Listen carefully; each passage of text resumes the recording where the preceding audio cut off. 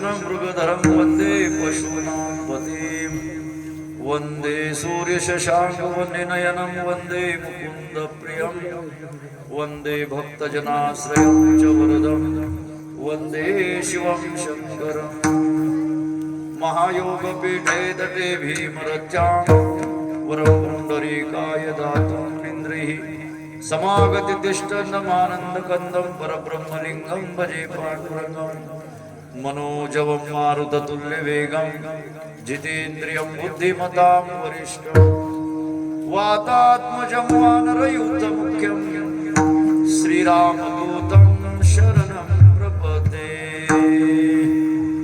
आत्मरूप गणेशो केलिया स्मरण होय सकळ विद्यांचे अधिकरण तेची वंदू श्री चरण श्री गुरूंचे जयाचे निआठवे शब्द सृष्टी अंगवे सारस्वत गवे जिव्हेशी वक्तृत्व गोडपणे अमृता ते पारुमणे रस होते ओळंगणे अक्षरासी भावाचे अवतरण अवतरविते हताचडे संपूर्ण तरोभेद ते श्री गुरूंचे पाय जे हृदय गोसुनी ठाय एवढे भाग्य होय उन्मेषासी ते नमस्कारो ने आता ओम नमो ज्ञानेश्वरा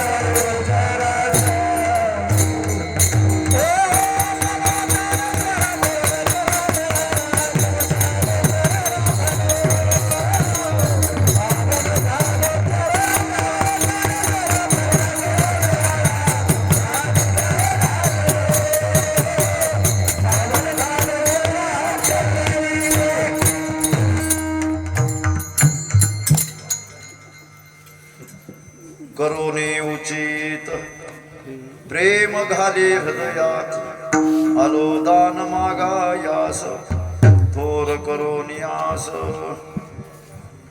श्रीमंत जगद्गुरु तुकोबाराय यांचे बंधू कान्होबाराय यांचा हा 4 चरणाचा अभंग आपण सेवेकरता घेतलेला आहे. हा अभंग सेवेकरता घेण्याच्या पाठीमागं असं कारण आहे, आपल्या सप्ताहाचा आजचा 7वा दिवस आहे आणि म्हणून मागणीपर विषय असावा, मागणीपर चिंतन असावं असा हा संप्रदायाचा रिवाज आहे. आणि म्हणून दत्त जयंती महोत्सव, श्री रोकडोबा महाराज यात्रा महोत्सव असा हा अनेक वर्षापासून चालत आलेला हा वाघ यज्ञ 18 वर्षाची ही सेवा अभ्यास चालू आहे. पत्रिकेवर 18 वर्षाचा उल्लेख आहे. पाहता पाहता 18 वर्ष झाले या सेवेला. या सेवेमध्ये अनेकांचा सहभाग आहे. त्यामध्ये ज्ञानेश्वरी पारायण आणि रामकथा हरिभक्तीपरायण आमचे जनार्दन महाराज, तसं हरिपाठ नेतृत्व हरिभक्तीपरायण आपल्या सर्वांचे प्रिय आवडते लक्ष्मण महाराज, त्यांनी सुद्धा आतापर्यंत मला वाटतं गैरहजर दिसले नाही मला का. त्याच्या पाठीमागं सेवेची पुष्टी मिळत असते. आपल्याला काही याच्यामध्ये संपुट म्हणतात. एखादी जर सेवा जर कुठं होत असेल त्याला संपुट पाहिजे, म्हणजे त्याला हे पाहिजे, जसं त्याला वेस्टर्न पाहिजे. आम्ही आता पंचगव्य विद्यापीठ आपल्याकडे मिळालेलं आहे, त्याच्यात काही टेबलेट बनवण्याची ही आहे, शिकवण आहे. गोळ्या बनवा घरच्या घरी, कोणत्याही मेडिकलच्या गोळ्या आणू नका, पंचगव्याच्या गोळ्या बनवा. हळद आहे, त्याच्यात घटक आहेत, मला ते विषयाकडे जायचं नाही, पण त्या गोळीला सुरक्षित ठेवण्याकरता एक वेस्टर्न लावावं लागते, एक कवच लावावं लागतंय. जसं शेताला कुंपण लावावं लागतंय, तसं शेताला सुद्धा काही गोष्टी, काही लोकांचा एक संपुट असणारा एक मोठी आधार असतो. मला जुन्या काळामध्ये आठवत होतं, आपले बाबणीचे महाराज किसन महाराज ते सुरुवातीला त्यांनी सुद्धा आपल्याला खूप मोठं, कुणाला रागवायचे, कोणाला शिव्या द्यायचे, जरा गरम स्वभाव होता, जरा जवळ उभा राहायचं, धपवायचे चांगलं, असे माणसं पाहिजे. म्हणजे या गोष्टीला काय असतंय, एक प्रकारचं संपुट असतंय. असं अनेकांचं जसं संपुष्ट आहे, तसं गावकऱ्यांचं सुद्धा जेवढं कौतुक करावं तेवढं आहे. 18 वर्षापासून हे सेवा अभ्यास चालू आहे. एकदा टाळ्या वाजून आपण सर्वांचं स्वागत करू, कारण याच्यामध्ये अन्नदान करणारे लोक तुटले नाही बरं का. जर अन्नदान लोक तुटले असते तर तुम्ही सप्ताह करत होते नव्हते करत, कारण तो एक मोठा सत्याला आधार आहे. आणि रोकडोबा महाराजांनी खरोखरच मी तर नवल केलं. सरपंच, आमची करंजेची मंडळी सरपंच इथं उपस्थित आहेत, आमचे चेअरमन आहेत उपस्थित. कोलपा तुम्ही यात्रेच्या वेळेला अगोदरचा पाहायला असेल, म्हणजे सप्ताह व्हायच्या अगोदरचा कोलपा सांगतो तुम्हाला. आता ते मला चेअरमनला माहित असेल, आम्ही ऐकून होतो बरं का, आम्ही काय तिकडे नव्हतो येत, आम्ही ऐकून होतो. पण या रोकडोबा महाराजांना काय सद्बुद्धी दिली. आमचे परमपूज्य आदरणीय सन्माननीय आमचे ऋषितुल्य जीवन असणारे अवधूत गुरुजी, त्यांच्या कानावर हा विषय गेला. गुरुजी म्हणले मी येतो, आपण इथं बैठक घेऊ. आणि गुरुजीच्या सहग्यानं इथं बैठक झाली, सर्व ग्रामस्थ आले. माणसं जरा भीतच येऊ लागले त्या बैठकीला. सुरुवातीच्या बैठकीला काय, कारण ह्या गोष्टी कधी माहीत नव्हत्या, कोणत्या गोष्टीचा हे नव्हता. पण एवढं नक्की युवलेशे रूप लाविले द्वारी, आणि त्याचा विरू केला गगनावरी महाराज. आणि म्हणून आज 18 वर्षाचा अव्यात हा सेवेचा ओघ या गंगेचा चालू आहे. या गंगेनं, या सप्ताहरूपी गंगेनं अनेकांच्या जीवनाला पुनीत केलेलं आहे. कोटी पुण्य फळाले, आज देखील पावले, आज देखील पावले, कोटी पुण्य फळाले, आज देखील पावले, आज देखील पावले, आज देखील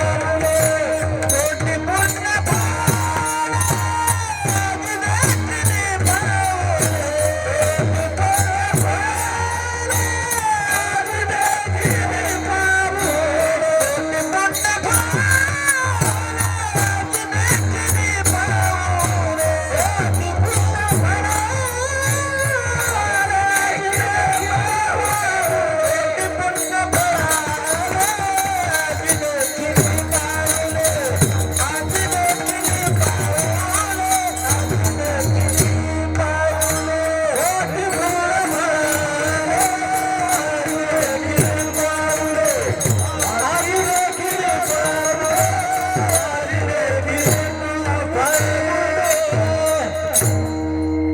कोटी पुण्य पुण्यानं काय केलं, आजी देखील पावले, संतांचे पावलं.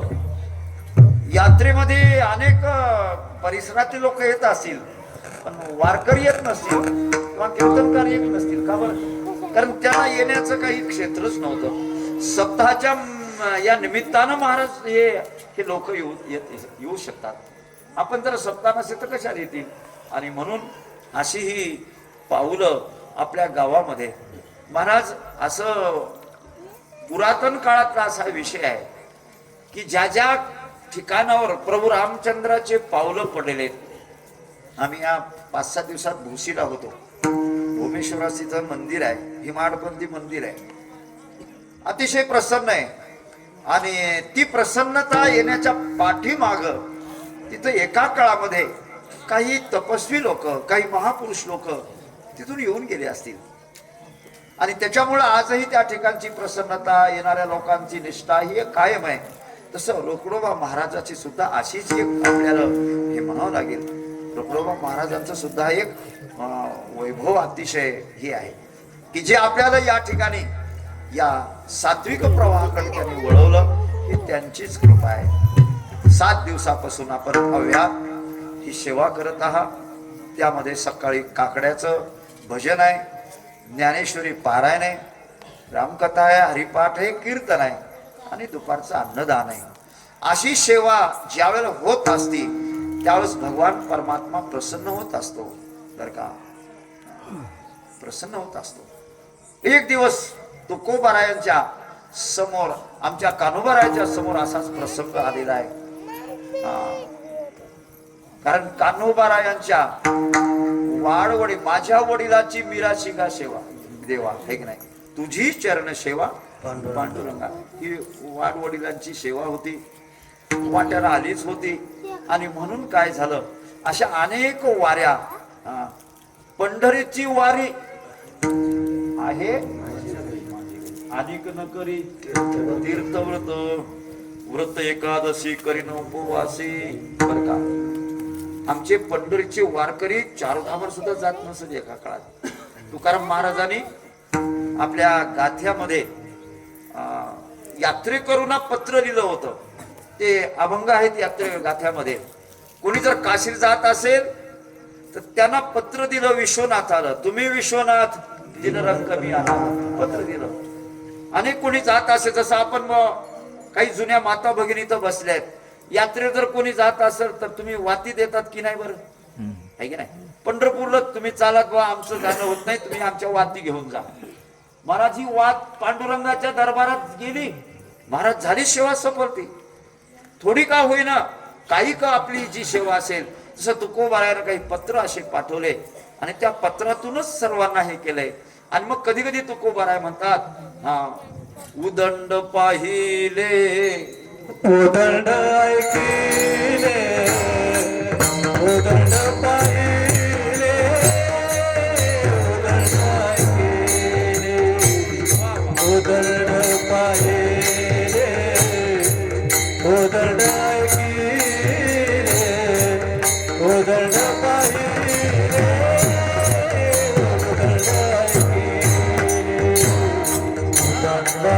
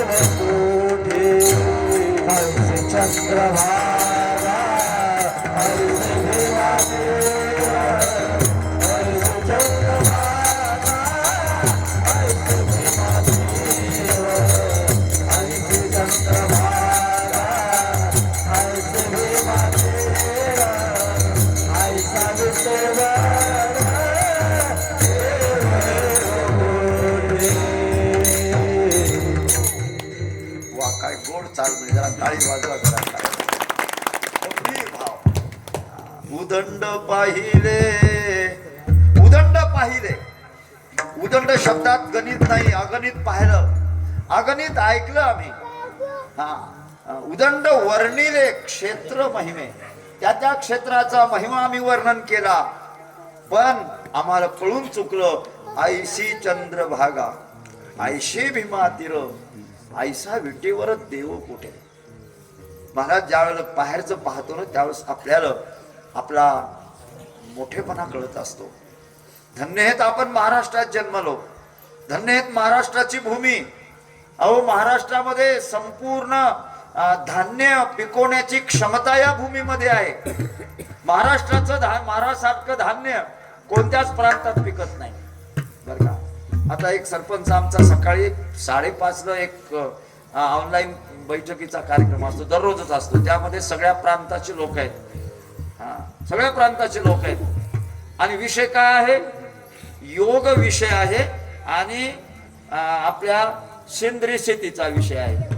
या शरीराला क्षेत्र म्हणलेले आहे. ज्ञानेश्वरीच्या कितव्या अध्यायात महाराज? 13व्या अध्यायात देह क्षेत्र जाणीचे. यात शरीराला क्षेत्र म्हणलेलं आहे आणि जमिनीला क्षेत्र म्हणलेलं आहे. जमीन ही क्षेत्र आहे. हे पोरो इकडे पहा, इकडे पहा. जमिनीला पेरणारा माणूस पाहिजे की नाही का? आपोआपच पेरल्या जाते, पेरायला पाहिजे. म्हणजे जमिनीची कास्त करणारा कोणीतरी पाहिजे. मग त्याला गहू पेरणं असो का हरभरा पेरणं असो का कोणीतरी जमिनीची कास्त करणारा पाहिजे. हा मी जात नाही त्या विषयात, पण मला अभंगाकडे यायचंय. ज्या वेळेला पृथ्वी या वेनाचं राज्य होतं या भूतलावर, खूप मोठी संपदा होती वेनाची. पण हा वेन काय होता? दुराचारी होता. दुष्ट लोकांचा याच्यामध्ये जास्ती भरणा होता. आणि म्हणून काय झालं? लुटमाटाचं काम सुरू झालं. मेहनत करायला कोणी तयार नाही. हा मेहनत करायला कास्त करायला तयार नाही. आणि याचा परिणाम असा झाला, धार्मिक क्षेत्र हे थोडस हे झालेलं आहे, लुप्त होत चाललेलं आहे. यज्ञ यागादी कर्म बंद पडले, पूजा पाठ बंद पडले, कथा कीर्तन बंद पडले. आणि परिणाम काय झाला महाराज? या भूतलावर वर्षा करणाऱ्या देवता सुद्धा संतुष्ट झाल्या नाही, त्या कोपल्या. त्या पाऊस पडत नाही, पाऊस पडत नाही म्हणून धरणी पिकत नाही, धान्य पिकत नाही. मग काय करा? हाकार झाला, हाकार झाला, हाकार झाला. मग काय झालं? त्या ठिकाणी सगळे लोक हे झाले, भगवान परमात्म्याकडे गेले. देवा आता आम्हाला काहीतरी हे करा. त्यावेळेला पृथ्वीचा अवतार त्या ठिकाणी वर्णन केला जातो. त्या पृथ्वी अवताराला भगवंताच्या सगळ्या लोकांनी सांगितले, बाबा आमची खाण्याची व्यवस्था करा, बाबा आम्हाला खाण्यात धान्य नाही, आम्ही आता भुकेनं तडफडतोय. आम्ही तर तडफडतो, प्राणी मात्र सुद्धा तडफडतात, काहीतरी लावा. त्यावेळी या पृथ्वीनं काय केलं? पृथ्वीनं आपला बाण काढला आणि या पृथ्वीवर उगारला. आणि पृथ्वीला उगारल्याबरोबर त्या पृथ्वीनं घाबरून गायीचं रूप घेतलं. ती पृथ्वी गायीचं रूप धारण करते आणि ती गाय म्हणते, राजा तुझा बाण तू मला कशामुळं मारायला? माझा दोष आहे का रे राजा? अरे माझा दोष नाही. अरे राजा माझ्याजवळ दूध आहे. ती गाय काय म्हणते? तिला वाचा फुटली त्या गाईला. ती गाय म्हणते, माझ्या स्तनामध्ये पाहणं आहे, दूध आहे, पण वासरच नाहीत ना. तू वत्स तयार कर, तू वत्स तयार कर, तू वासर तयार कर, माझ्यापासून दूध निघत. म्हणजे कास्त करणारे लोक तयार कर, शेती करणारी माणसं तयार कर. पोरो तुम्हाला शिकायचं की नाही? आता शाळा शिकायचं की नाही? शिकायचं. कशासाठी शिकायचं? शाळा कशासाठी शिकायचे मला सांगा. वय विनायक, शिक्षण कशासाठी असते माणसाचं? शाळा जी शिकायची, मोठं खूप शिकायचं, खूप कशासाठी शिकायचं? कशासाठी शिकायचं आपल्याला? चेअरमन कशासाठी शिकवतो मुलं आपण? किंवा मुलाला काहीतरी नोकरी लागली पाहिजे, कोणी डॉक्टर झाला पाहिजे, कोणी वकील झाला पाहिजे. वकील झाला म्हणजे भांडणं पैसा येतो. भांडणं वकील झाला म्हणजे काय असते? डॉक्टर झाला म्हणजे बिमार लोकांना इंजेक्शन. म्हणजे डॉक्टर लोकांचा आपण विचार करतो मुलाचं. हो आमच्या गावात एक मुलगा काल MBBS झाला बरं का. सगळ्या गावानं साखरवाटी पेढे वाटे का MBBS झाला, MBBS झाला. महाराज आशीर्वाद द्या, आशीर्वाद द्या, आशीर्वाद द्या. तुझी मेहनत आहे, MBBS झाला. पण डॉक्टर झाल्यावर काय करणार आहे? डॉक्टर झाल्यावर फक्त पेशंटला दुरुस्त करणार आहे. म्हणजे डॉक्टरकडे पैसा कसा हे बा मी नारदाच्या गादीवर आहे, मी शास्त्राचा आधार घेऊन बोलतो. आमचा हिंदू धर्म इतका श्रेष्ठ आहे. काही काही लोक वेळेला काही लोकांचं अन्न खाऊ नका म्हणते आमचं शास्त्र. त्याच्यामध्ये वैद्याचं अन्न म्हणजे डॉक्टरचं अन्न खाऊ नका म्हणते. म्हणजे डॉक्टरचं अन्न खाऊ नका म्हणजे सगळे करणाऱ्या कुदणाऱ्याचा पैसा आहे त्याचा. डॉक्टरकडे पैसा कोणाचा येते? कोणाचा येते? रड्या पड्या लोकांचा, बिमार पडलेले लोक चालेत तिथं. म्हणले तितके पैसे द्यालेत. म्हणजे पुन्हा वकिलाचं अन्न खाऊ नका म्हणजे वकिलाचं खाऊ अन्न खाऊ. आता आमचे मामा वकील आहेत, आमचे मामा वकील आहेत, सगळे मामा वकील आहेत. म्हणजे खाऊन खाऊ नका म्हणले सगळे भांडणाचा पैसा द्यायचा. भांडण सोडवा, पैसे द्या, कुठं नाही करा त्याजवळ पैसे. म्हणजे मला सांगायचं शिक्षण आपण घ्यायलो, कोणी डॉक्टर होण्यासाठी, कोणी वकील व्हायसाठी, कोणी आणखीन व्हायसाठी. पण शेतीसाठी कोणी शिक्षण घ्यायला का? की मला शेती कास्त करायची. अरे ती शेती म्हणजे माझं जीवन आहे, अन्नधान्य पिकवणार आहे, माझी जीविका चालवणार आहे. हाच विषय त्या काळात झाला. आणि मग त्या गायीनं वाच्यानं सांगितलं की राजा मी माझ्याजवळ भरपूर शक्ती आहे, पण तू वत्स तयार कर. आणि मग त्यावेळेला त्या पृथ्वीराजानं एक वत्स तयार केलं. कालच्या एकादशीला आपण गीता जयंती साजरी केली. या गीता जयंतीला आज कुरुक्षेत्रावर जो काही हे झाला अर्जुनाचे ने व्याजे प्रकाशोनी श्रीराजे संसारा एवढे थोर ओझे फेडिले जगाचं ओझं फेडायचं होतं.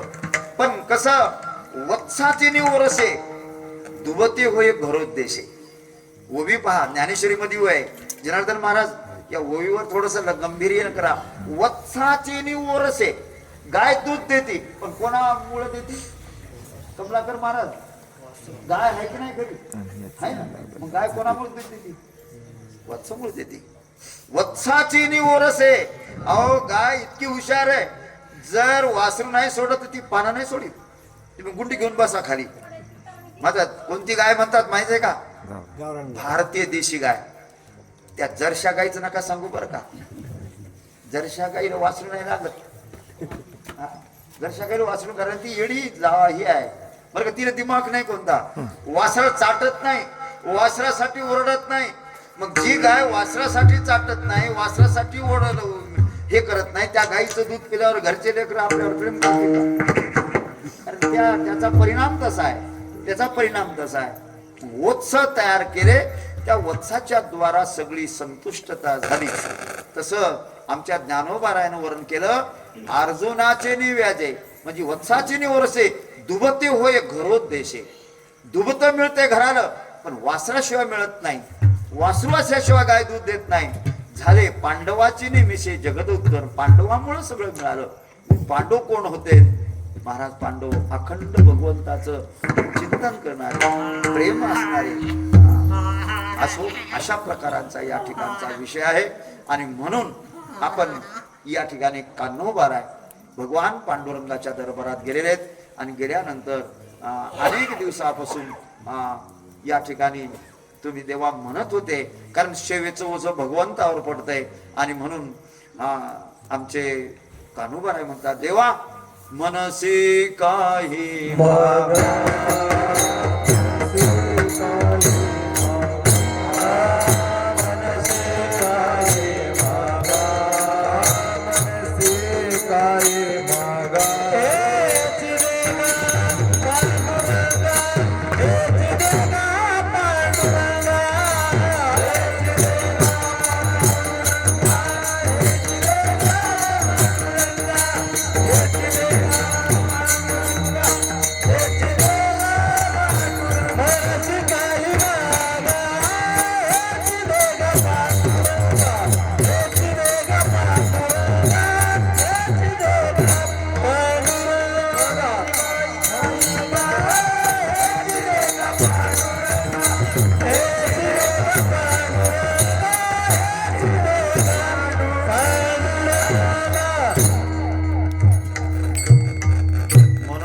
काही मागा. देवा तुम्ही म्हणता ना काही मागा, माता हेची देगा पांडुरंगा. महाराज मागायचं जरी असेल तर संतासारखं मागावं. अनुकरण जीवन संतांचं सगळ्यासाठीच आहे. हा, अनुकरण जीवन, कारण संत चरित्रे परम पवित्रे. हा, सादर ते परम पवित्र आहे, सादर वर्णावे, आणि म्हणून तर त्याचं अनुकरण महत्वाचं आहे. या ठिकाणी जे जे महाराज संतासारखंच मागावं, संतासारखंच आपलं जीवन व्यतीत करावं. प्रपंच संतांनी केला नाही असं नाही, केला महाराज. तुकोबारांनी प्रपंच केला, जर वाईट असता तर केला असता का? म्हणजे तो वाईट नाहीये. नामदेवरायानं प्रपंच केला, सगळ्या लोकांनी प्रपंच केला, आणि प्रपंच करणं हा बर का शास्त्राचं विहितपण आहे. बर का शास्त्र म्हणते जर प्रपंच नाही केला आणि सोयीर जीवन वागलं तर नरकालाच असाल. हा, नरक यातना मिळेल. हा, कारण ते सोयीर जीवन हे मानव जीवनात अधोगतीला नेण्याकरता आहे, अधोगतीला. हा, अधोगती मिळते त्यानं. हा, बर का कर्मेंद्रिय सुखे करती कर्म असे की जे का वर्ण विशेषे भागाली विधी ते पाळीत निषेधाते गाळीत. वर्ण विशेषानं जे भागाला आलं, आपण कोणत्या जातीत जन्मलो त्या भागानं काय आलेलं आहे, जे ज्या जयाचे भीती ईश्वराचे मनोगत. आणि म्हणून आपल्या जीवनामध्ये संतांचं हे मागणं अतिशय आपल्याला गरजेचं आहे, आवश्यक आहे, आपल्या हिताचं आहे. मग आता काय मागितलं संतांनी, तर आजच्या अभंगाच्या पहिल्या चरणात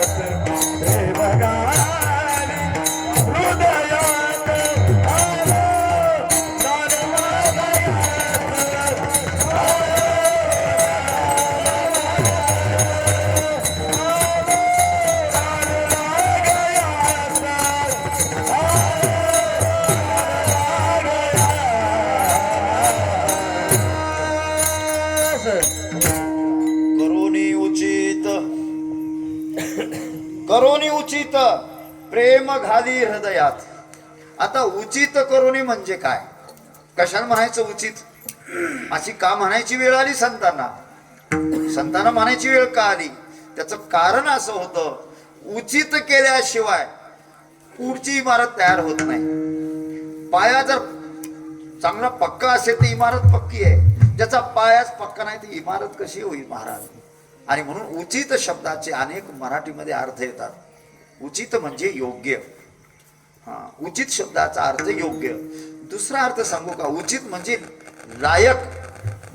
लायक करा देवा आम्हाला, आमच्या स्वतःच्या यांना आम्ही होऊ शकलो नाही, पण आमच्यावर कृपा करा, योग्य करा आम्हाला, उचित करा.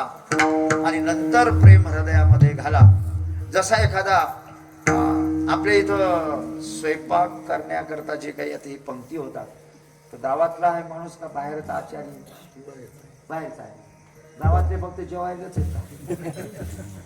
म्हणजे एखादा माणूस गावात स्वयंपाक करणारा नाही का, गावात असला पाहिजे गावातला स्वयंपाक करणारा, आहे की नाही.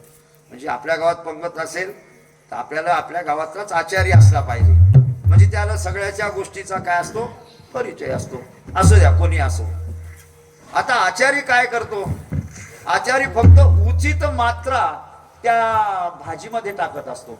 सामान आपल्याला जाणून द्यावं लागते बर का, सामान आपलं आहे, पंगत आपल्यालाच करायची आहे, पण त्या सामानाला कोणत्या मात्रेत त्याच्यामध्ये टाकायचंय हे आम्हाला काय नसते, आम्हाला ज्ञान नसते त्याचं, आम्हाला त्याचा आटोप नसतो, आम्हाला त्याचं बजेट नसतंय की कोण किती मात्रा, कोणती तीर किती टाकाव, मोहरी किती टाकाव, कधी टाकाव, त्याला सुद्धा एक प्रकारची काय असते एक कला असते त्याच्याजवळ.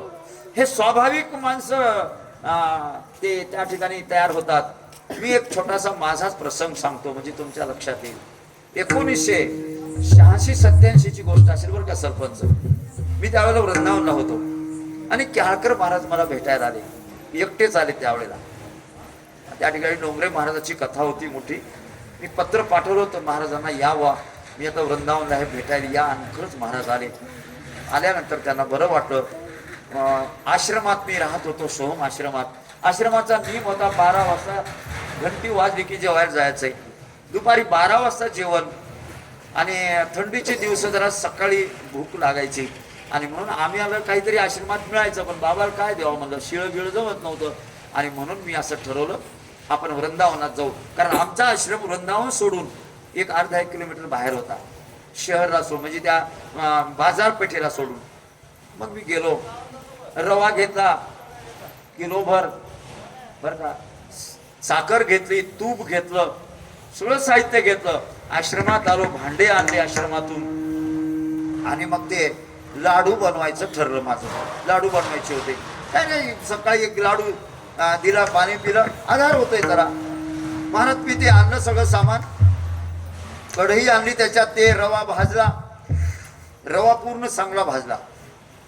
भाजल्यावर रवा खाली उतरवला आणि मग काय केलं, त्या कढईमध्ये एक गुंडीभर पाणी टाकलं आणि साखर वतली त्याच्यात. त्या पाण्यात साखर वतली, त्याला उकळी आली. उकळी आल्यानंतर रवा टाकून दिला त्याच्यात. ते लागलं उकळायला, असं गटगट गटगट गटगट गटगट असं ते बेसन कसं उकडतंय तसं उकळायला लागलं. त्याला हलवायलो, त्याला व्हायलं. केळकर बाबा आले, म्हणले अरे शिवा काय करायला? म्हणलं बाबा आपल्याला लाडू करायला. म्हणले असे कसे रे लाडू? हे लाडू होतात का आतायचे? होतात का लाडू त्याचे? लाडू नाहीत होत. का नाही? त्याची जी चाचणी व्हायची होती तीच झाली नव्हती बरं का. चाचणी फिसकली, लाडू वळत नाहीत. मी बार त्याला मधात यायला जरा आटू आपण, खालून करपायले, वरून उकळायले. बराच वेळ गेलो आपण, ते नाही जमला खेळ. बाबा म्हणजे तू आता हे सोडून दे, यानं ते उतरव खाली. आता खाली उतरवलं काय करावं? एक कापड आणून दिलं आतून असं, म्हणजे याला वाळू लाडू, मग लाडू बनवू. मला ते वाळवायला गेलो, जरासं आत खोलीत गेलो, ते जे मोरं आले घेतलं खाऊन, ते सगळं साफ करून काय ठेवलं नाही. मला एकच सांगायचंय की मला सामान आणलं नव्हतं का? मी सामान आणलं होतं, साहित्य आणलं होतं, मेहनतही केली होती, सगळं केलं होतं, पण चाचणीचं मला काय ज्ञान नव्हतं. कारण आपण खाल्लेले होते, केलेले नव्हते कवा. करायचं ठरलं म्हणजे उचित शब्दाचा अर्थ मला सांगायचा योग्य. आणि म्हणून तुकोबाराय म्हणतात, तुका म्हणे मज, तुका म्हणे मज कळते चाचणी, तुका म्हणे मज कळते चाचणी, तुका म्हणे मज कळते चाचणी, तुका म्हणे मज कळते चाचणी, तुका म्हणे मज कळते चाचणी,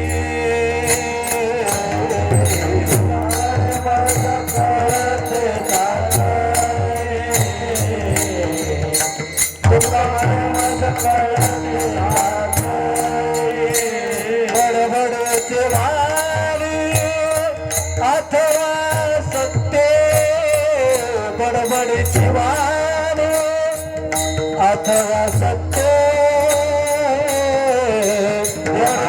रस पाहिजे आखाया, देहाचा निराश पाहिजे आखाया, बडबडची वारी अथवा सत्य, बडबडची वारी अथवा सत्य, देहाचा निराश पाहिजे आखाया,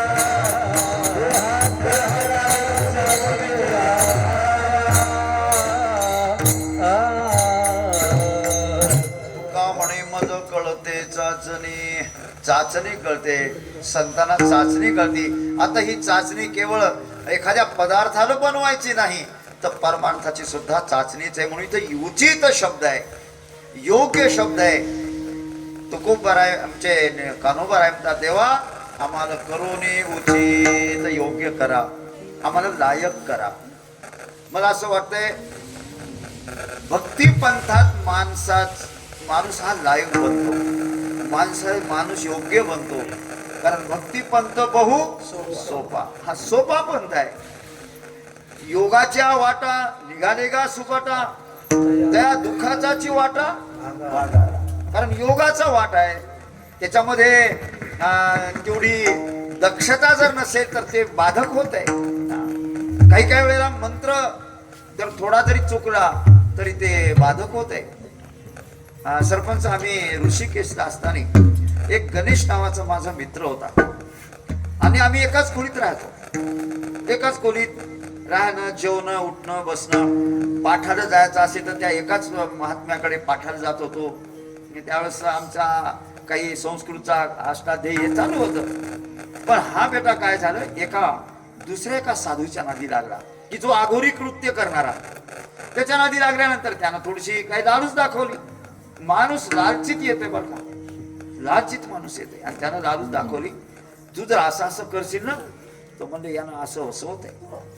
मग हा काय करायचा, रात्री उठून जायचा, माझं उठून जायचा रात्री. आता सुरुवातीला मला माहित नाही कुठे गेला काय गेला, पण एक दिवस मी विचारच केला की हे दररोज जाते कुठं पाहू आपण. मग त्याच्या माग गेलो मी. तो गेला स्मशानात गेला, जिथं माणूस जाळला होता तिथं गेला. सगळे अंगावरचे कपडे काढले, कारण ते साधन त्या पद्धतीनेच करावं लागते. ते साधन लागलं करायला. रात्रभर ते त्यानं साधन केलं. तो कोणता मंत्र होता तो, कारण तो मंत्र त्याला तशा प्रकारानं तो सिद्ध करायचा होता. त्या मंत्राची हे करायची होती की असं करत गेला तो. 1-2 दिवस त्याचं मी पाहिलं आणि शेवटी आमचे गुरुवर्य जे होते त्यांना सांगितलं की स्वामीजी, हा गणेश दररोज असा जातो. मी विचारलं त्याला हा काय करतो तर. मग त्याला विचारलं, गणेश का रे तू जातो का दररोज? आता त्याला वाटतं महाराजांना कोणच सांगितलं. मान खाली घातली, त्यानं सगळं कबूल केलं. पण महाराजांनी विचारलं, हे तू करतो कशासाठी? हे जे साधन जे आहे, हे साधन थोडं जरी चुकलं ना,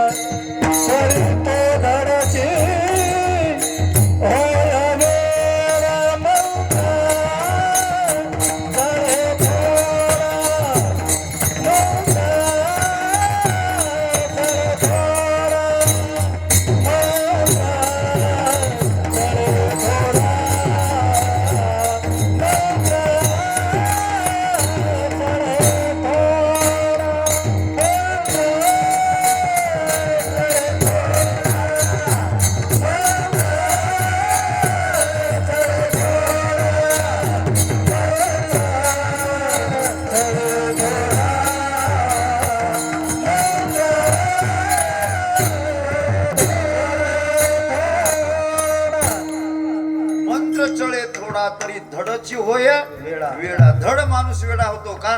कारण योग्य ते साधन केलं नाही, उचित साधन केलं नाही. म्हणून अशा अनेक समस्या आमच्या कान्होबाराच्या पुढे होत्या. आणि म्हणून म्हणतात महाराज, मला करोनी उचित, मला योग्य करा, मला योग्य करा. कारण मी आतापर्यंत जे केलं त्याला माझी योग्यता बनली नाही.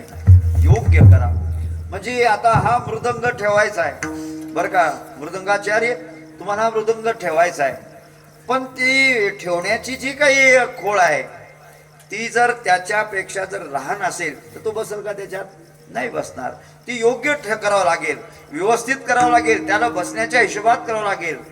जसा एखादा टेलर, आपण त्याला कपडा देतो, पण हा कपडा कोणासाठी हे करायचा, बरोबर त्याचं काय करतो, तो गणित काढतो. बरोबर त्याचं ते गणित काढल्यानंतरच तो त्याला व्यवस्थित येतो.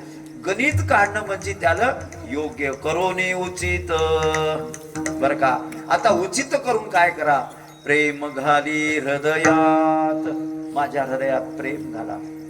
कारण माझं हृदय प्रेम रहित हृदय माझं. बर का, भक्ती प्रेमा विन ध्यान नको देवा, प्रेमा विना ध्यान नको, भक्त प्रेमा विना ध्यान नको देवा, प्रेमा विना ध्यान नको देवा. अभिमान नित्य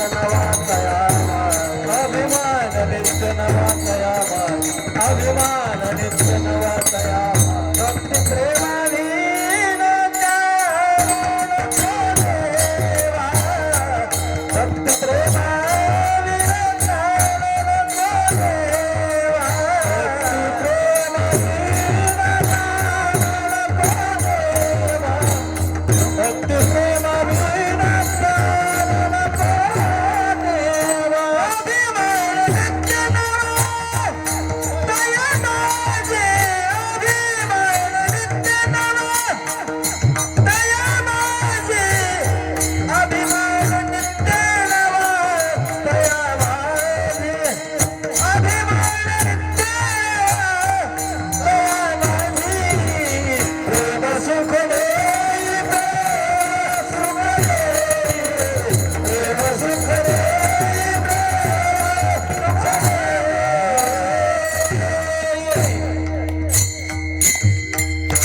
प्रेम सुख देई, प्रेम सुख देई, प्रेमे विन नाही समाधान. आता भक्तीला प्रेम लागतंय, विना प्रेमाची भक्ती आहे ना. भावे विन भक्ती, भक्ती विन मुक्ती. एक छोटासा प्रसंग आपल्या पुढे आपल्या ठेवाची माझी हे आहे. आमच्या शबरीला तिचा विवाह सोहळा ठरला होता. शबरीचा विवाह सोहळा ठरला होता. आता लग्न ठरल्यानंतर त्या लग्नाच्या तयारी होत असतात, काही नाही. मंडप कुठून आणायचा, अमुक काय करायचं, तमुक काय करायचं, अमुक सगळी तयारी चालली होती. आता ही भिल्ल समाजाची असल्यामुळं त्या लग्नाचा तयारीचा कार्यक्रम असा झाला की 500 बोकडं आणायचे आणि त्या लग्नात कापायचे. 500 बोकडं आणायचे. त्या बोकडाला आणण्या चाललंय. इकडं आनसिंग जवळ सरपंच एक गाव आहे पहा, जयपूर नावाचं. जयपूर गाव आहे. कधी जर ऐकत असेल तर तुमच्या कानावर असेल. त्या ठिकाणी बिरबल महाराजाची यात्रा भरती. बिरबल महाराज म्हणजे कानिपनाथाने बिरबलनाथाची यात्रा भरती. उद्या पुन्हा माघ पौर्णिमेला का काही पौष पौर्णिमेला यात्रा असते. आम्ही योगायोगाने त्या गावात गेलो. त्या यात्रेचं स्वरूप असं होतं, त्या बिरबलनाथाच्या यात्रेमध्ये कमीत कमी 400-500 बकरे कापत होते. बरं का, मग ते आपल्या इथे होता ना कार्यक्रमात सुरुवातीला 500 बकरे कापत होते. आणि ते आम्हाला कळालं तिथे गेलो, आम्हाला अगोदर काही माहित नव्हतं. मग आम्ही खोजू खोजू विचारलं का हे बकरे कापतात कोणासाठी कापतात. म्हणजे वा या यात्रेत कापतात लोक. बिरबलनाथाला म्हणजे बिरबलनाथाला पुरणपोळीचा नैवेद्य आहे. बिरबलनाथाला नाही जमत म्हणले ते. बिरबलनाथाला पुरणपोळी द्यायला लागते. आणि दुसरं मंदिर कोणतं आहे, कानिपनाथाचं. मी म्हणलो कानिपनाथाला जमते का, हे बकरी कानिपनाथाला जमतात. तुम्ही बिरबलनाथाचं नाव घेतात आम्ही मान्य केलं असतं, कारण बाबा ते बिरबल नाही म्हणले, बिरबलनाथाला नाही जमत. मग आता हे नवनाथाला जमते का. म्हणजे काय करायले, काय तुम्ही कोणाच्या नावानं करायले, काय करायचं असं भानावर आहात का तुम्ही. मग पण शेवटी आता ते रिवाज पडल्या गेला, ती रूढ पडल्या गेली. रूढ ही माणसाला काय असते, ही मागच्या लोकांनी केल्यामुळं या लोकांना त्याच्यात सहभाग. चालवी व्यवहार सत्य म्हणून, चालवी व्यवहार सत्य म्हणून,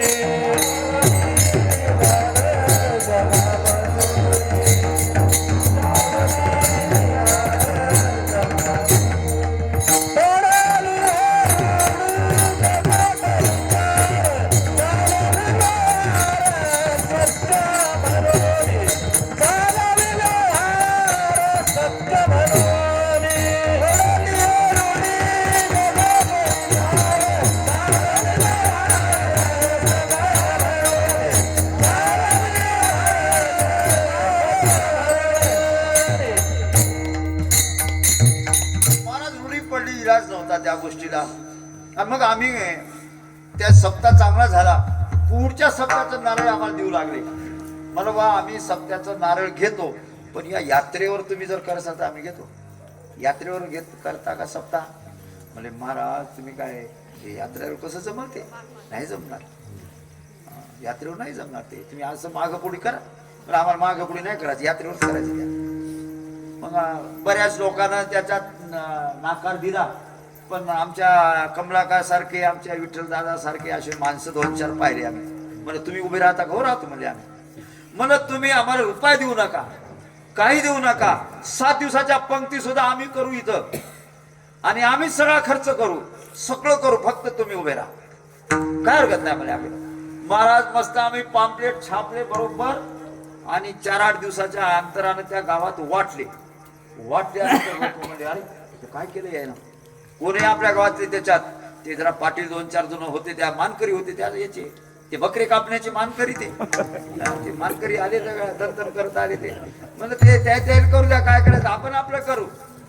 मग आमच्या मंदिरापुढे मग मंडप, एक माणूस मंडप टाकू देणं गेला, म्हणजे इथून तिकडेच टाका, म्हणजे तिकडून तिकडे टाका, जाऊ द्या म्हणलं. आपलं सुरुवात केली, पण हात जोडून विनंती ज्ञानोबा राहायला केली. माऊली आमचा एकच संकल्प आहे की या गावची हिंसा थांबवायची, या गावचे बकरे थांबवायचे. आणि मग प्रत्येकाच्या घरून आम्ही इथून महेश महाराज आम्ही ज्ञानेश्वऱ्या नेल्या. किती नेल्या? 100 ज्ञानेश्वऱ्या नेल्या. ते गठे भरून नेले इथून. त्या गावात ज्ञानेश्वरी कायची आली? हा, इथून नेले आणि घराघरातून एक माणूस ज्ञानेश्वरी बसवला. महाराज ज्ञानोबारायची काय कृपा म्हणतात. असा कार्यक्रम झाला. दररोजच्या महाराजांना सांगत जाऊ की आता याच्यावर जोडा, ते कशावर? या बकरीवर. या हे बकरीचे कापायला आहेत ना, याच्यावर तुम्ही विषय मांडा. प्रत्येक कीर्तनकारानं तसा सुरू केला. आणि असं करीत करीत 6वा दिवस आला. पहा, 6वा दिवस आला. 7व्या दिवशी करायचा ना, तर समारोप व्हायचा 2 दिवसावर. एका याची बैठक घेतली. म्हणलं का हो, सप्ताह कसा वाटला तुम्हाला? बापा लय चांगला वाटला, लय चांगला वाटला. म्हणलं मग असं करा, उद्या आपण बैठक घेऊ. नवस तुमचा आहे, तुम्ही मानकरी येत ना? म्हणजे आमचा नवस मानकरी येत. म्हणलं तुम्ही या वर्षी बकरी कापू नका, पूर्णाची पोळी करा. करता ना तुम्ही? हो म्हणजे आपण पूर्णाची, आपल्याला नाही करायची, बकरी कापायची नाही. असे 5-7 असे माणसं जमा केले. जे जे मानकरी होते ना ते धरू आणले बैठकीत. आणि त्या मान करायला म्हणलं वा हे बाई, हे पूर्णाची पोळी करायला काय करणार? तर आम्ही करू. असे करीत करीत आम्ही 10-11 जणांपैकी जवळपास 9-10 लोक केले, तयार केले.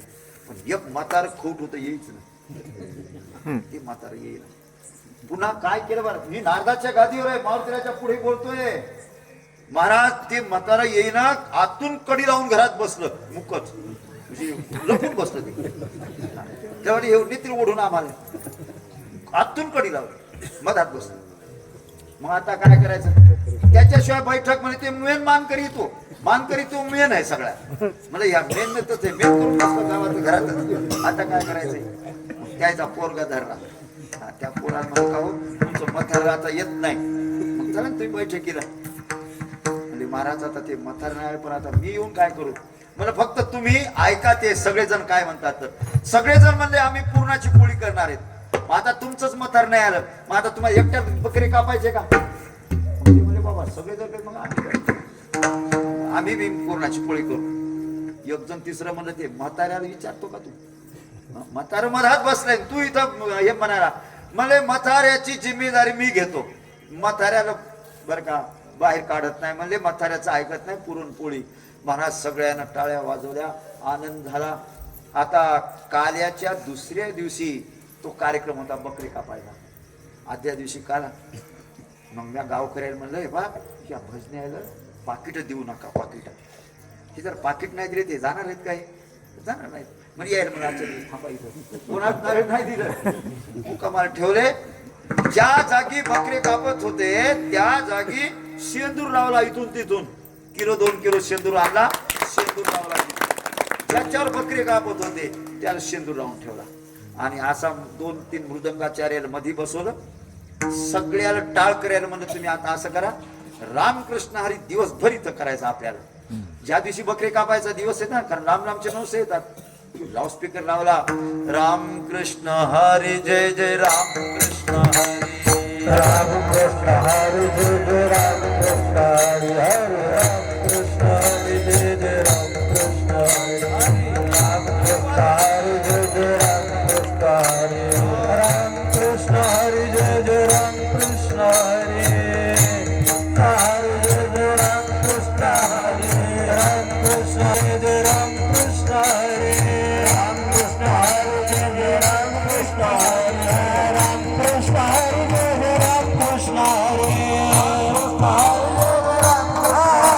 राम कृष्ण हरी जय जय राम कृष्ण हरी राम कृष्ण हरी जय जय राम कृष्ण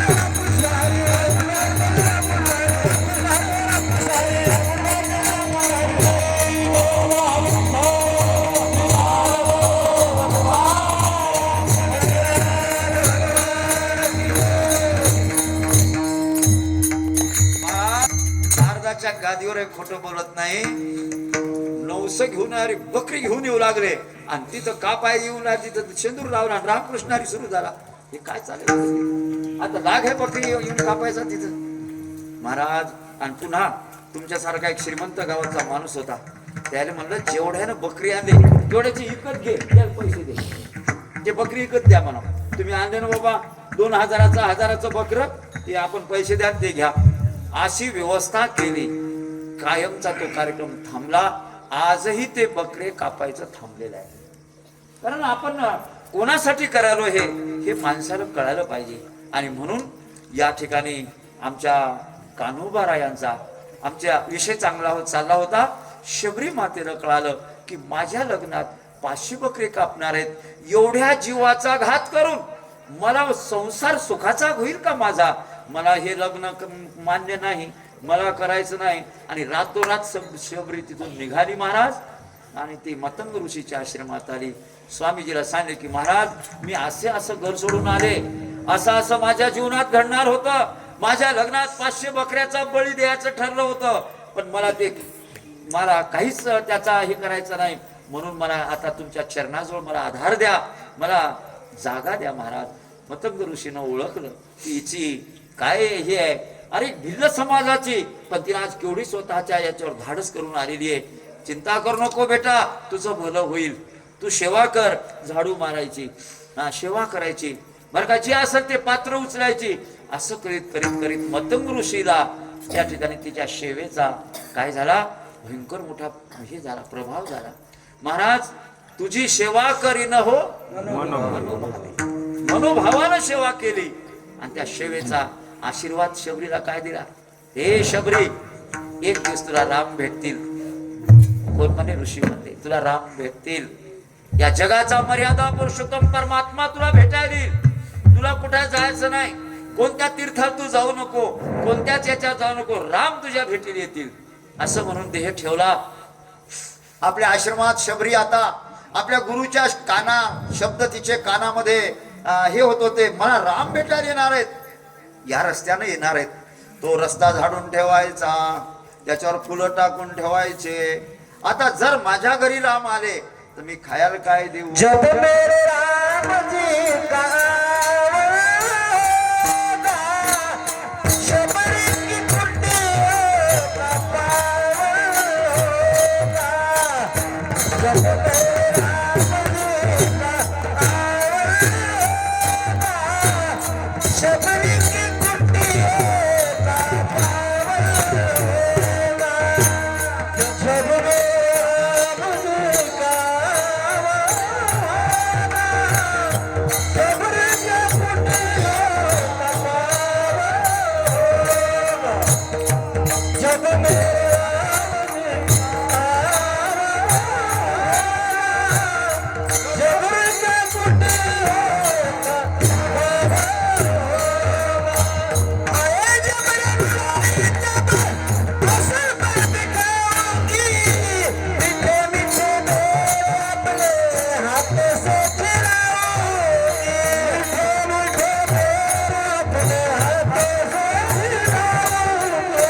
सात सात लक्ष्मण का दर्शन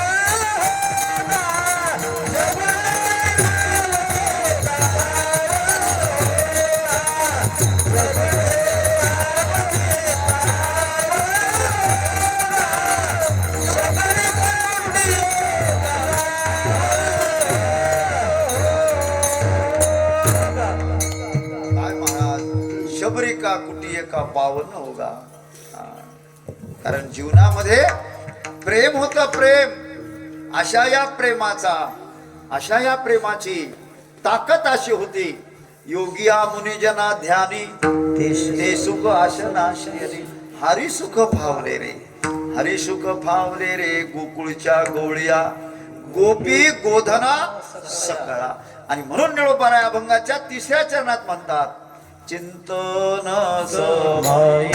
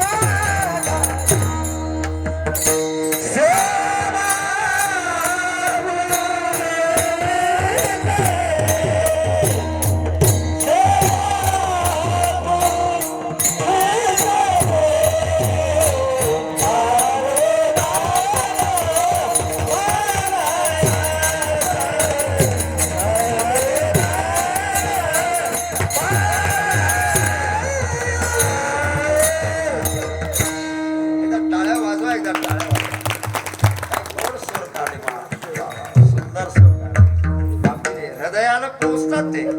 चिंतन समयी सेवा आपुलीच. महाराज चिंतनाच्या वेळेला एक छोटासा प्रसंग घडलेला सांगतो आणि माझी सेवा थांबवतो मी. काय झालं, एका साधूची यात्रा चालली होती. पायी प्रवास होता पूर्वीचा. आपल्या जुन्या काळामध्ये वाहन कमी होते, सुविधा कमी होत्या, म्हणून पायी तीर्थयात्रा घडो आणि देह संतादारी पण होतो. असं होतं पायी. आजही ज्या माता भगिनींना तीर्थयात्रेला जाण्याची संधी मिळत नाही, त्यांनी घरी तुळशीला प्रदक्षिणा केल्या तरी तीर्थाचं फळ त्यांना मिळतंय. देवाच्या पूजने प्रदक्षिणा, देवाच्या पूजने प्रदक्षिणा तुळशीच्या, देवाच्या पूजने प्रदक्षिणा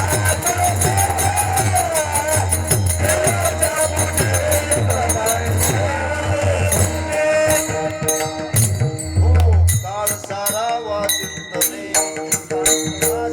एक सवासी गंगा स्नान, देवाच्या पूजने प्रदक्षिणा तुळशीच्या, देवाच्या पूजने प्रदक्षिणा तुळशीच्या. काय गोड. टाळ्या वाजवा एकदा पुन्हा आपल्याला चिंता. देवाच्या पूजने प्रदक्षिणा तुळशीच्या.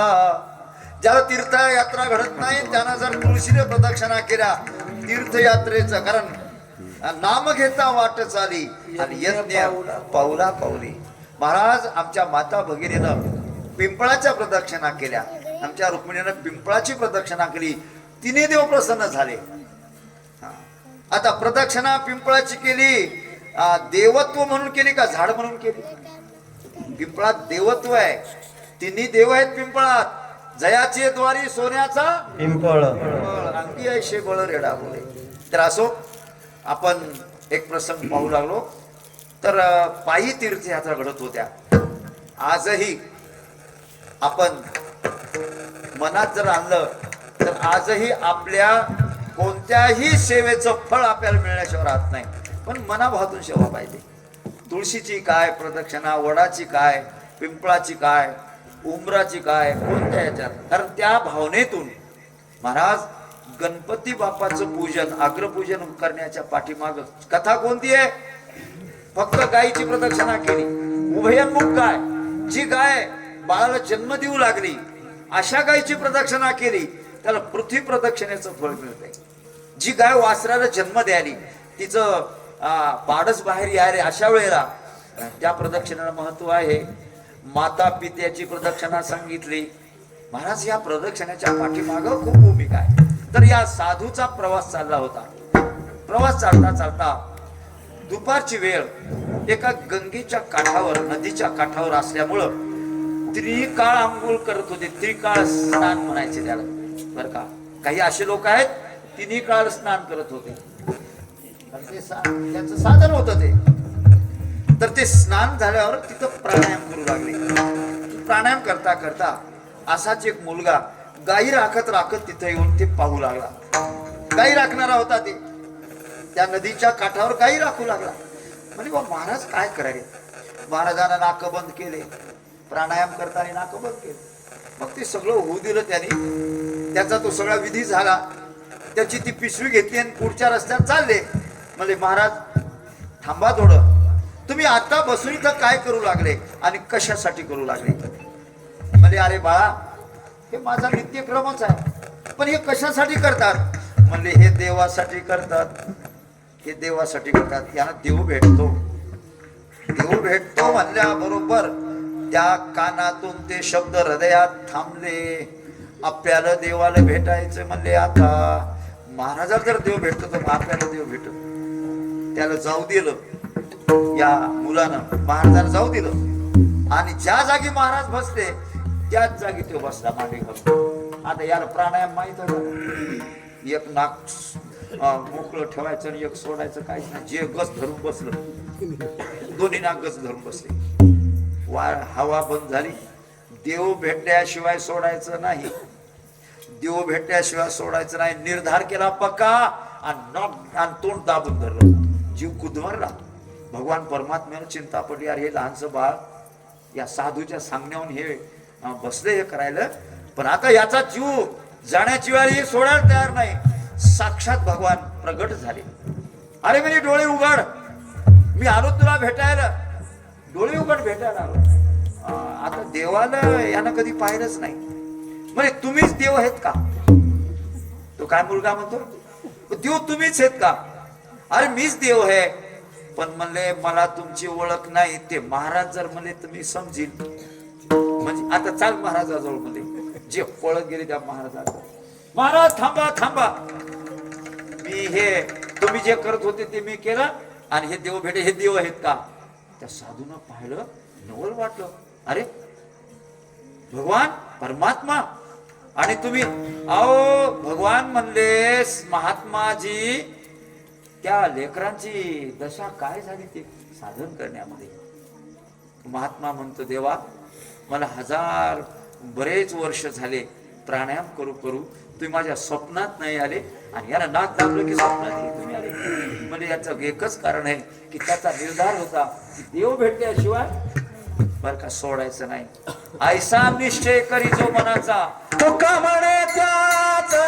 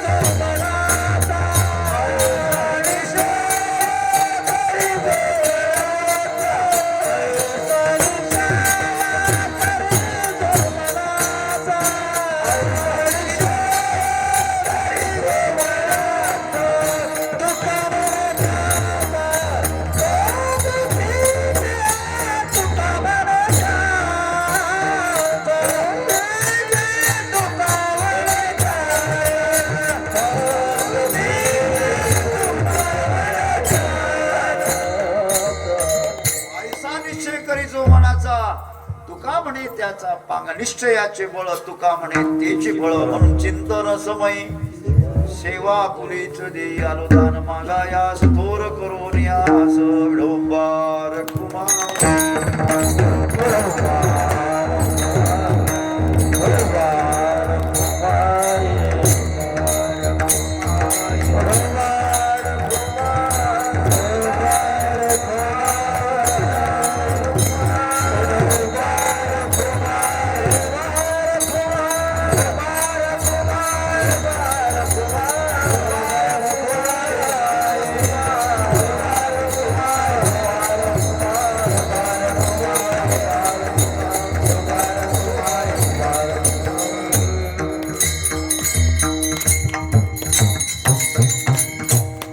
कान्होबाराय भगवान परमात्मा म्हणतात देवा चिंतन समय आपल्या चिंतनाचा आता थोडं मी आपल्याला काही ऋषी मुनीच्या याच्याकडे असं एक म्हणणं आहे की प्रकृतीला वेळेला तुम्ही ठेवा, वेळेत ठेवा.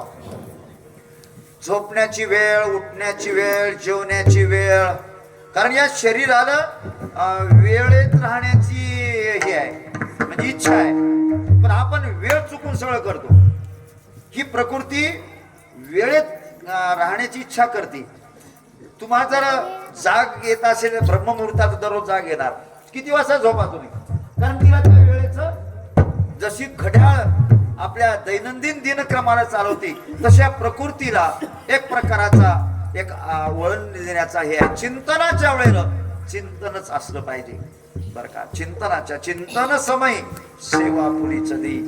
कधी कधी चिंतनात माणसाला इतरही या गोष्टी येतात. 1-2 मिनिटात आपल्याला प्रसंग तुकोबारायच्या चरित्रातला सांगतो. तुकोबाराय हे पांडुरंगाचे उपासक होते आणि पांडुरंगाचे उपासक असल्यामुळे त्यांची कीर्ती वाढत गेली आणि पुण्याचे मोरया गोसावी बर का ते गणपतीचे उपासक होते. त्या गणपतीच्या उपासकांचा थोडा अंगारा देणं, हे करणं ते करणं असा कार्यक्रम चालायचा. म्हणजे तुकाराम महाराज देऊचे असं काय करतायत, त्यांनी काय वेद पठण केले का, शास्त्र पठण केलं का काय, पण समाज त्यांचं खूपच त्यांच्या मागं लागला. हो काय आपण त्यांना बोलू आपण, आणि तुकोबारांना बोलवण्याकरता पाठवलेलं आहे. तुकोबाराय म्हणतात बा ब्राह्मणाची आज्ञा आहे आपल्याला बोलवलं, चला आपण जाऊ. आणि गेली तुकोबाराय. आता गेले तर ब्राह्मणाचं घर मोठं होतं. तुकाराम महाराज जाऊन बसले दारात जाऊन बसले. ब्राह्मणात सोहळ्यात पूजा चालली होती. ब्राह्मणाची कशात चालली होती, सोहळ्यात पूजा चालली होती आणि ध्यान लावून बसले. पण त्या दिवसचा दिवस असा होता, त्याने जोडा टाकला होता चंबाराकडं, आणि त्या चंबाराने सांगितले की आजच्या दिवशी जोडा आज घेऊन जा, तयार झाला. बसलेत पूजेत आणि ध्यान कशाचं आलं, जोड्याचं आलं. त्या काळात चंबारे जोडे लोक चांगले यार बांधायचे. आता मग त्यांची पूजा आवरल्यानंतर आपलं धोतर गितर नेसलं, बाहेर सोडलं आणि बाहेर येऊन पाहत आता तुकोबाराय दिसतात. तुकोबाराय म्हणजे अहो महाराज तुम्ही कधी आले, म्हणले तुम्ही ज्या वेळेला चंबारवाड्यात गेले त्याच वेळेला आलतो. चंबारवाड्यात म्हणजे अहो तुम्ही ज्या वेळेला त्या बुटाचं ध्यान केलं काय. तुकाराम महाराजाचं सर्वज्ञपणा. महाराज ब्राह्मण गारच झाला, ब्राह्मणाची सगळी हेच झाली, कारण मला माझ्या पूजेत मला ध्यान कशाचं आलं, जोड्याचं ध्यान आलं, आणि ते ध्यान तुकोबारायनं ओळखलं. याचा अर्थ तुकोबाराय हे श्रेष्ठ आहेत माझ्यापेक्षा. चिंतनात मी बसलो देवाजवळ पूजेला, पण माझ्या मनानं ध्यान केलं. चिंतन समयी सेवा पुरीच, तीच सेवा पाहिजे. त्याच्यामुळं आमच्या नळोबारानं सांगितलं की देवा मला अशा प्रकाराचं, आणि मग शेवटच्या चरणामध्ये तो काय बंधू म्हणे बाबा, तो काय बंधू म्हणे बाबा,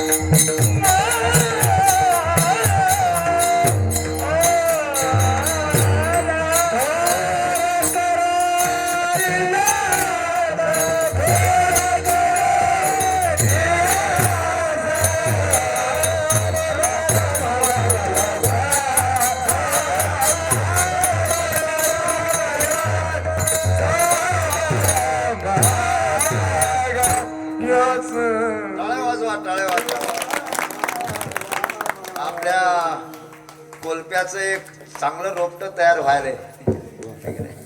तर त्याच्याबद्दल स्वागतात टाळ्या वाजवा एक चांगला सुंदर गोड. काही काही गोष्टी अशा आहेत हे ईश्वर प्रसादानं प्राप्त होत असतात. एक छोटासा प्रसंग आपल्या पुढे मांडून मला थांबायचंय. तुकया मधू म्हणे भावा मज निर्वावे मज. एक प्रसंग असा घडला, माणसावर निर्वाणीची वेळ येत असते बरं का. त्या निर्वाणीच्या वेळेत आपल्या घरचं आपल्याजवळ कोणी नसतंय, आपल्या ओळखीचं कोणी नसतंय आणि आपण एकटेच असतो.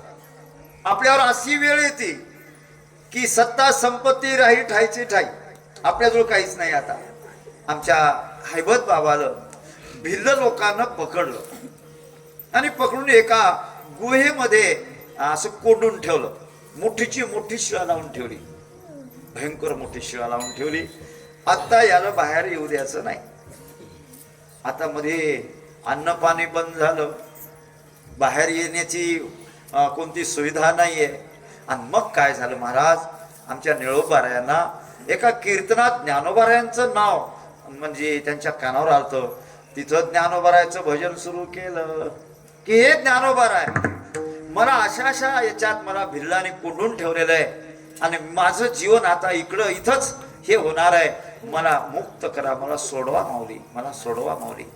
महाराज माणूस ज्यावेळेस निर्वाण संकटात असतो ना, टाहो फोडत असतो, टाहो फोडत असतो. टाहो फोडला, ज्ञानोबारापर्यंत हाक गेली. अतिशय माणसाच्या वेदनेची ती तीव्र असणारी हाक ज्ञानोबारापर्यंत पोहोचली. आणि ज्ञानोबाराय काय करतात, आता हैबत बाबाला सोडण्याचे उपाय करतात. आता ज्यानं कोंडलं त्याच्या स्वप्नात नाही गेले, त्याच्या बायकोच्या स्वप्नात गेले. कोण? ज्ञानोबाराय. कारण ज्ञानोबाराला माहित आहे कोणतं कुलूप कोणत्या किलीनं उघडतंय. काही काही कुलूप त्या किलीशी उघडतच नाही.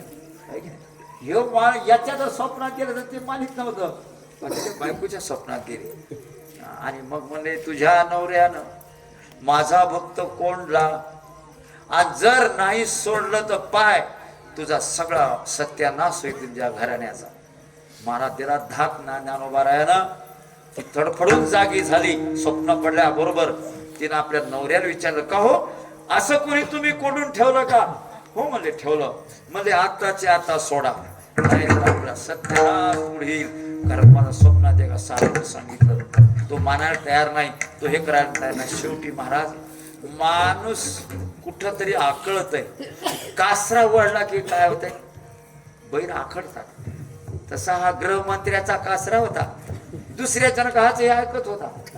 त्या गृहमंत्र्यांना आताच्या आता सोडा. आणि शेवटी ज्ञानोबाच्या कृपेनं त्याला सोडल्या गेलं. ज्ञानोबारानं त्याला विचारलं आपल्या यानं हैबत बाबानं, का रे कोंडणारे तुम्हीच आहेत आणि सोडणारे तुम्हीच आहेत. तुम्ही मला जे कोंडलं होतं ते सोडायसाठी नव्हतं कोंडलं, पण मला का सोडलं का? त्यावेळेला तो भिल्ल म्हणतो की कोणीतरी ज्ञानेश्वर माझ्या पत्नीच्या स्वप्नात आले आणि माझ्या भक्ताला सोड म्हणून ताकीद दिली, नसता वंश संपून जाईल आणि म्हणून मी तुला सोडलं. आणि मग ज्ञानोबारायांच्या कृपेनं मी सुटलो. आता हे जीवन प्रपंचासाठी नाही. तुका म्हणे आता उरलो उपकारा पुरता, मी आता सेवे करता उपकार करलो. आणि म्हणून तिथून ते आळंदीला आले, ज्ञानोबाराच्या सेवेत राहिले. हातात वीणा आणि पायात घुंगर. मला आठवण मी तुम्हाला देईल, कधी जर तुम्ही आळंदीला गेलात, ज्ञानोबारायांच्या विना मंडपात जा. पहिल्या सुरुवातीला मध्ये गेलं की विना मंडप आहे पहिला, त्या मंडपामध्ये तुम्ही जर असं फिरा, या मागच्या बाजूला तुम्हाला हैबत बाबांचा तिथं फोटो पाहायला मिळेल. पायात घुंगर आहेत, पगडी आहे, हातात वीणा आहे, चिपळे आहेत. महाराज हैबत बाबानं आपलं पूर्ण आयुष्य ज्ञानोबाराकडे समर्पित केलं. तर चमत्कार काय व्हायचा, हैबत बाबा जर भजन करू लागले तर ज्ञानोबाराची समाधी अशी हेलावायची, डुलायची समाधी. भावा, शुद्ध भावा, शुद्ध भाव होती, ताकद होती. लुब्धली नादी लागली समाधी, मनोजन नर नारी लोकारे. महाराज अशी भावाची ताकद आहे. आणि म्हणून भाव बळे आकळे एरवी नाथ. नगर जिल्ह्याचा एक छोटासा प्रसंग तुमच्याकडे ठेवतो आणि थांबतो पाहता. नगर जिल्ह्यात एक एक वैष्णव परिवार होता आणि त्या वैष्णव परिवारात काय होतं, महाराज दररोज हरिपाठ व्हायचा. लक्ष्मण महाराज मोठ्या प्रेमाने हरिपाठ व्हायचा आणि त्याची एक मुलगी त्या हरिपाठात नाचायची. ध्यान देऊन ऐका, ती मुलगी थै नाचायची, आनंद भाव व्हायची. अशी मुलगी बरेच दिवस ती त्या हरिपाठाचा आनंद लुटत गेली. पण योगायोगानं काय झालं, तिचं आयुष्य संपलं आणि मुलगी मरण पावली. मुलगी मरण पावल्यानंतर त्याला धक्का बसला. पण आता शेवटी आठवण यायची, तर तिचा फोटो तो काय करायचा, हरिपाठात ठेवायचा. हरिपाठ नाही सोडला त्यानं. नामा म्हणे केशव राजा केल्या नेम चालू आहे माझा, हरिपाठ चालू ठेवला आणि तो फोटो ठेवायचा. महाराज त्याच्या डोळ्यातून प्रेमाश्रू यायचे. असं समजायचं की माझी मुलगी आताच आहेच. तर असा चमत्कार झाला सरपंच, तो फोटो हेरकावायचा भजनात, जे पाहण्यासाठी लोक अनेक यायचे. म्हणजे त्या फोटो मध्ये सुद्धा तो संचार व्हायचा, फोटो त्याचा कंपन व्हायचा का हो. आजही सिद्धेश्वराचा कळस हलते की नाही, ज्ञानोबाराचा सिद्धेश्वराचा कळस हलते महाराज. साधी गोष्ट नाही. मंदिराचा कळस तुम्ही जरा किती तुम्ही हे करून पहा, तुम्हाला कळस हल्ल्यावर दिसणार. पण ज्याची निष्ठा असेल ना, त्याला विशेष त्याचा आशीर्वाद मिळत असतो. कोण कहते भगवान आते नहीं, हम द्रौपदी जैसे बुलाते नहीं. कोण कहते भगवान आते नहीं, हम यशोदाजी जैसे बुलाते नहीं. आणि म्हणून आज त्या हरिपाठामध्ये तो फोटो ज्यावेळेस नाचायला, तर लोक तोंडात बोट घालणारे चमत्कार करू. आता हा चमत्कार नव्हता, ही सहज ताकद होती भावाची.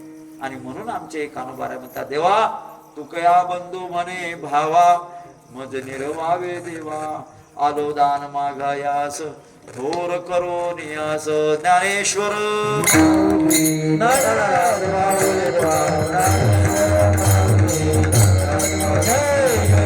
हा वाघ यज्ञ 7 दिवसाचा आज संपन्न झालेला आहे.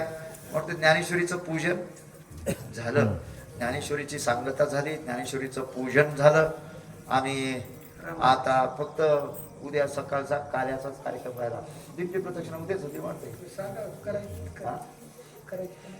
हा, दिंडी प्रदक्षिणा करायला हरकत नाही. पण आता ती अडचण काय आली, आपल्याला म्हणतात की काही सूतक आलेलं आहे. पण आता हा काय आहे, हा आहे